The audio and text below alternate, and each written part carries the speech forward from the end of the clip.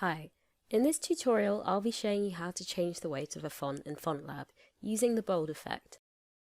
To start off with, I have my regular font open in Fontlab. Then highlighting all my glyphs with Ctrl A, I go to Tools, Actions.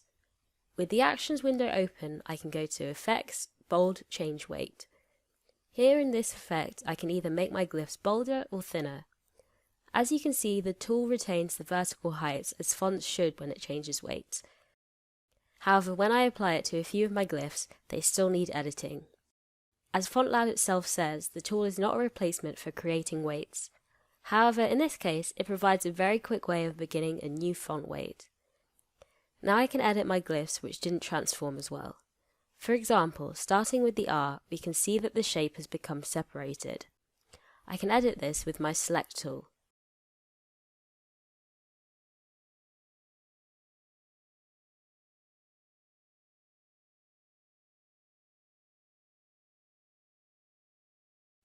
I have the same problem with my U, so I'll edit this too.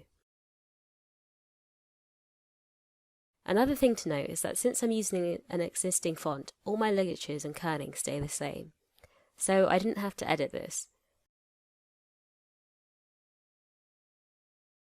After editing my glyphs, I can save my thin font.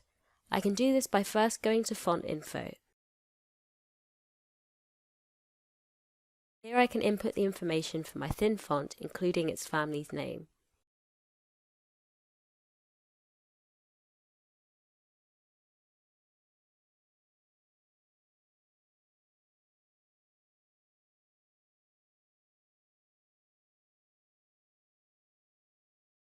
Then, to export, I go to File, Export As.